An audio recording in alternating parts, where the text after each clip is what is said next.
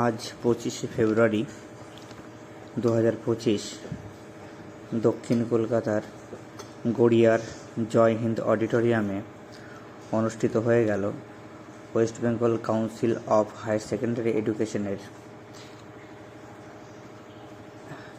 Capacity building cum awareness workshop for HOI প্রোগ্রামটি।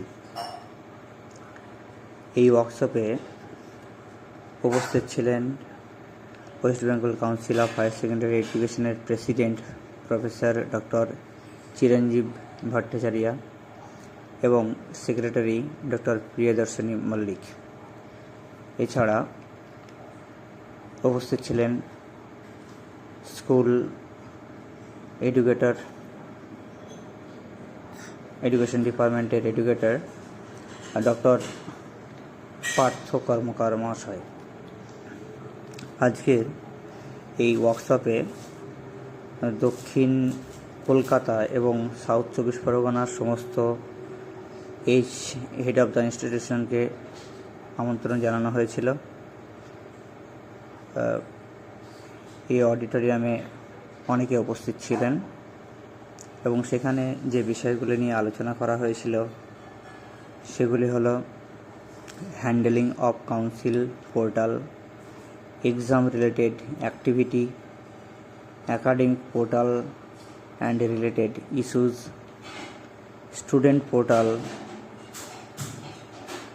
need and future aspect of newly introduced subject এবং school management. এই newly introduce subject নিয়ে বোর্ডের president doctor Chiranjib Bhattacharya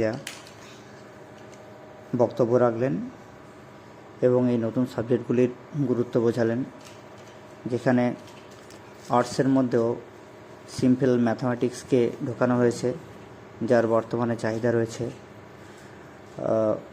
বা অন্যান্য যে সমস্ত বিষয়গুলি বিশেষ করে কম্পিউটারের উপর জোর দেওয়া হয়েছে। বর্তমানে AI ছাড়া চলা মুশকিল হয়েছে, তার গুরুত্ব বোঝালেন, সেই জন্য কম্পিউটারের ওপরে জোর দেওয়া হয়েছে, সেই বিষয়ে উনি বারবার বললেন। এরপরে সেখানে ডক্টর পার্থ কর্মকার মহাশয় স্কুল ম্যানেজমেন্ট বিষয়ে সুদীর্ঘ আলোচনা করলেন হেডমাস্টার মশাইদের সঙ্গে। প্রায় 2 ঘন্টা নাগাদ তিনি এই আলাপচারিতা করলেন এবং বিভিন্ন বিষয়গুলি নিয়ে আলোচনা করলেন।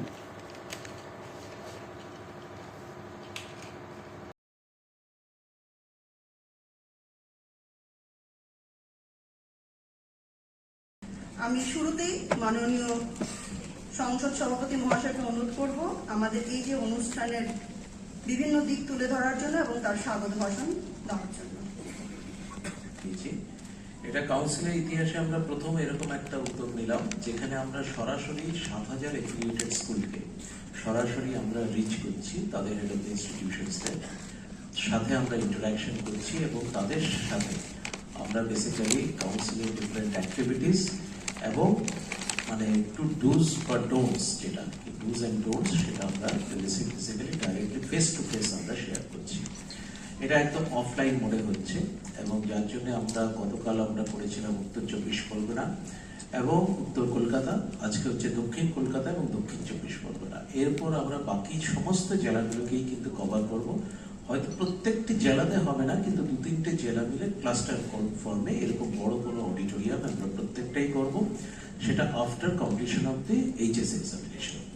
HS এর আগে এই দুটো প্রোগ্রাম আমরা করলাম এবং এটা এর আগে আমাদের IM জোগাতে হয়েছিল, সেটা হচ্ছে never been explored before, call to action on administrative level as and when needed, and of course throwing a light on the bootstrap programs to enhance the ability and the urge to study science.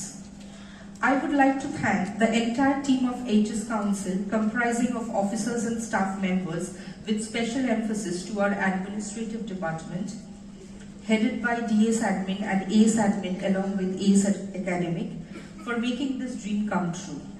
Finally, I can't deny the support I received from the Honorable President.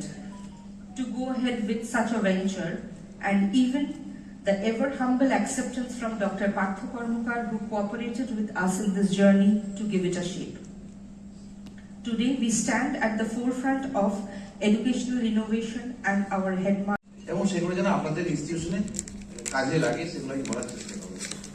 Individual portion নেওয়া খুব মুশকিল, বুঝতে পেরেছি। এখানে প্রায় 700-800 বোধহয় আপনারা আছেন, তার মধ্যে থেকে 10% ধরলে 880 যদি পোর্শন ধরি, পোর্শন নেওয়া এবং দেয়া করলে 3 মিনিট করলে হয় 240 মিনিট। বলার সময় 240 মিনিট আমার নাই, বুঝতেই পারছেন। তাহলে ইন্ডিভিজুয়াল প্রশ্ন পাওয়া খুব মুশকিল। আপনি প্রশ্ন করতেই পারেন আমার টপিকের উপরে, তাও বেশি ফোকাস করতে বা হেডমাস্টার মশাই, তার তলায় অ্যাসিস্ট্যান্ট টিচার্স, তার তলায়, তারপরে আমি সিরিয়াল করে বলার চেষ্টা করছি, লাইব্রেরিয়ান যদি থাকে, তারপরে ক্লার্ক, তারপরে গ্রুপ সি, তারপর গ্রুপ ডি, আর সকলের মাথার উপরে আছে আমার স্কুলে ম্যানেজিং কমিটি বা অ্যাডমিনিস্ট্রেটর। এটা হচ্ছে স্ট্রাকচার অফ স্কুল।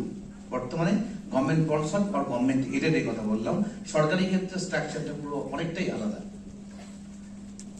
তা এইটা হচ্ছে এডেড বা স্পন্সর স্কুলের জায়গা, এবং স্কুলে আছে কারা? ছাত্র, ছাত্রী, গার্জেন, ম্যানেজিং কমিটির সকল মেম্বার্স, সকলদের নিয়ে কিন্তু আপনাকে চলতে হবে। সেই ক্ষেত্রে আমি কিছু কিছু পার্টে ভাগ করেছি এবং অলরেডি আপনি কমিউনিকেশন করছেন। যেন উপরে যারা বসে আছেন, আমি কিন্তু উপরে কিন্তু বেশি টাকাতে পারছি না, আই টু আই কন্ট্যাক্ট হচ্ছে না। কমিউনিকেশনের সময় আই টু আই কন্ট্যাক্ট খুব দরকার, যেটা ফিজিক্যাল মোডে ক্লাসে হয়। আই টু আই কন্ট্যাক্ট, কারণ কি আই টু আই কন্ট্যাক্ট করলেই আমি বুঝতে পারছি যে আপনারা আমার কথা মন দিয়ে শুনছেন না, কে কতটা মন দিয়ে শুনছেন। আমি কিন্তু অ্যাটেনশন আমরা করতে পারি, কারণ ফেস দেখেই কিন্তু আমরা বুঝতে পারি, বডি ল্যাঙ্গুয়েজ দেখেই বুঝতে পারি। এই কমিউনিকেশন স্কিল এক্ষেত্রে মনে রাখবেন, আপনারা জানেন সব, তো আমি জাস্ট বলছি কিভাবে কথা বলছেন। কমিউনিকেশন স্কিল মানে অনেক সময় ভাবি যে স্পোকেন ইংলিশ, কখনোই না। কিন্তু কমিউনিকেশন স্কিল হচ্ছে একটা ল্যাঙ্গুয়েজকে কমিউনিকেট করা, সেটা বাংলা হতে পারে, ইংরেজি হতে পারে, উর্দু হতে পারে, গুজরাটি হতে পারে, যে কোনো ল্যাঙ্গুয়েজ হতে পারে। কিভাবে কমিউনিকেশন করছেন, mode of communication matters everywhere. একটা স্কুলে ধরুন মিনিমাম 30 জন 40 জন শিক্ষক আছেন, আপনি বলতে পারবেন যে সব টিচার ক্লাস ছাত্রদের ভালো লাগে? বলুন, আপনারা কোন না কোন স্কুলের ছাত্র ছিলেন, আমি একটা স্কুলের ছাত্র ছিলাম। কিন্তু আপনাকে বলা হয় আপনি যে স্কুলে পড়তেন 5 to 8, 30